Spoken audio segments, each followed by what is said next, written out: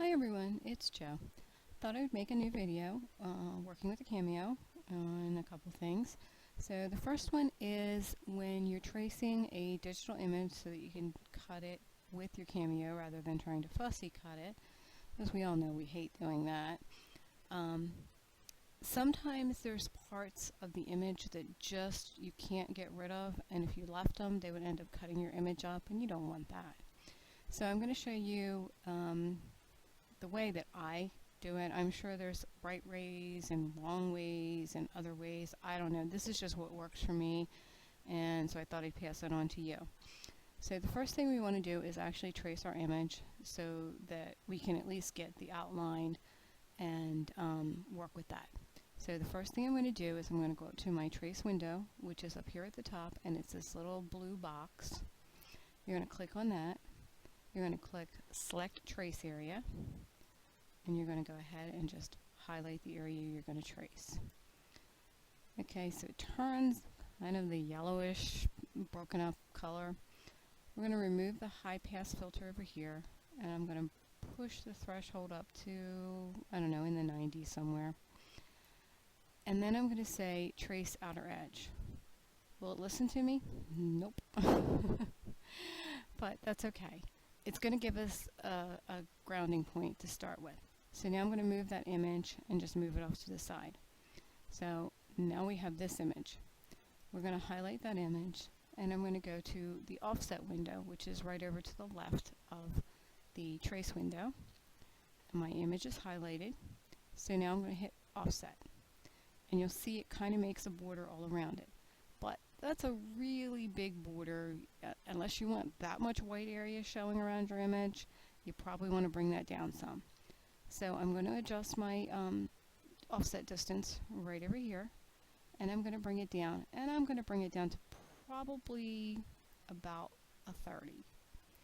So just bear with me a moment while it brings it down, and as you can see, it's starting to come down, but it's also starting to fill in things in the center, which you know we don't want, because we don't want that to cut.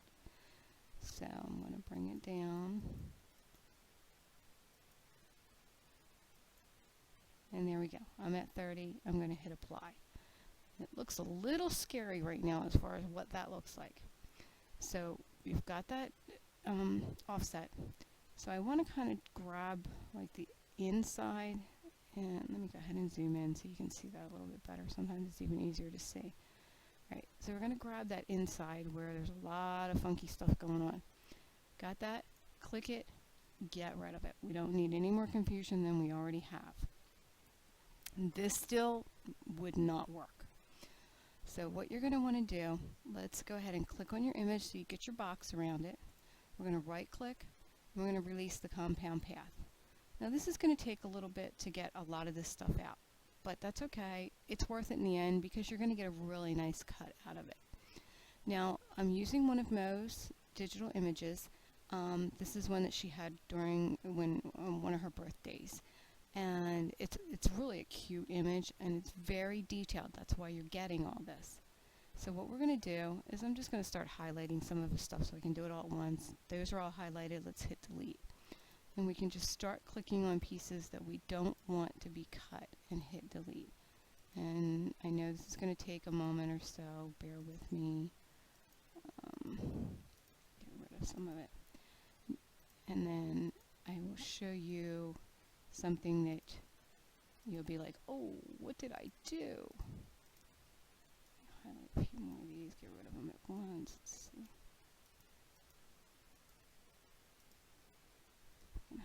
Whoops. Alright, we're going to hit back on that. So we'll go back to where we were. That little one.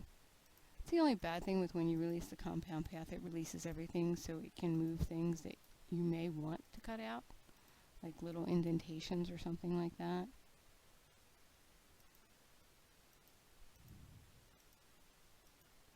Obviously we don't want to cut out those pieces on her legs because that would really make her legs look very funny. That would not be nice. Okay, we're getting there.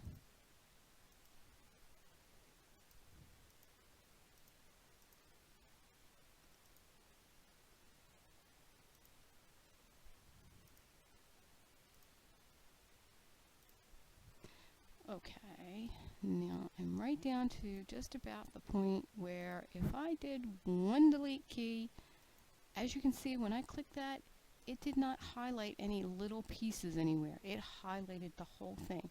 So if I was to hit delete, bye-bye, it's gone. Reason being is that if I go in here, let me show you.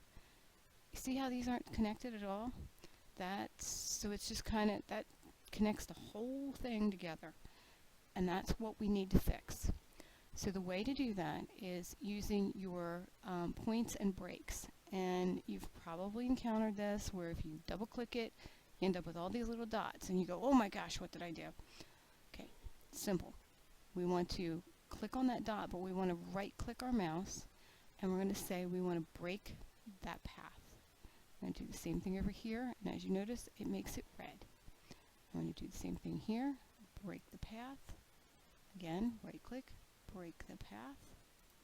Now I'm going to click here, right click, and I'm going to say delete the point, and that leaves me an opening there. Okay, delete this point. Oops, let me go back. For some reason my path didn't stay broken. So we're going to break the path, so we got that red one again. Now I want to delete that point. Okay, it's going to be stubborn. Let's try deleting this point. Sometimes you have to work with these things. And delete that point.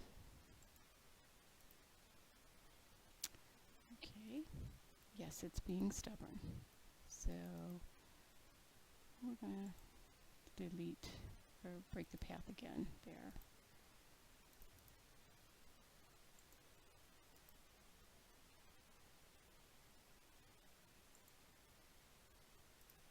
There we go.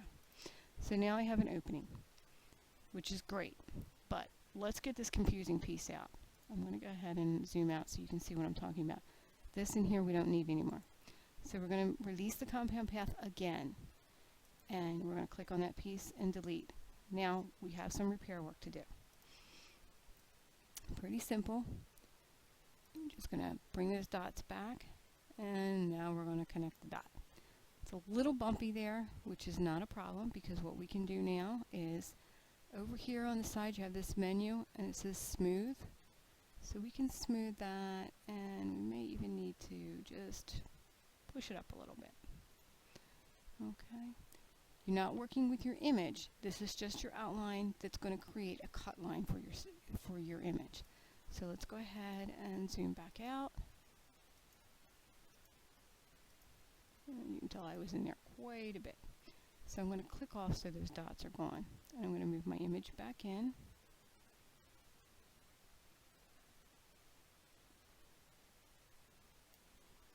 Let's zoom in again so we can take a look at right where we did all that surgery, which was right in here. And I need to move my image a little bit, and as you can see, perfect. So now it's going to cut. Now the only thing is you may want to adjust it a little bit if you want to make sure you're going to get all these little dots and they're not, because right now these are all going to be cut out separately. And if you want to make sure that you keep them in your artwork the way that the artist has drawn them, you'll want to work with your dots again by creating and getting these to move up in there so that they're all attached. Kind of like it is over here where it's attached with the like with our shoe sole and that's all attached. Same thing. But that's pretty much how you would do your trace when it's being very stubborn and leaving a lot of little pieces inside, because of course you don't want to mess up your beautiful image by cutting it up. Learn from my mistakes as well as friends of mine's mistakes. We've all been there and done that, where you think, oh, I got a good trace, and then when you go to cut it, you realize you've now cut up her face or her body or something because you missed something in there. But other than that, that's all you need to do. Sometimes they are a little stubborn, as you can see. The one just wanted to give me a hard time, but be persistent, you'll be fine. And thanks for stopping by. I hope this has been helpful, and stay tuned for some more videos in the future with little tips. Thanks. Bye.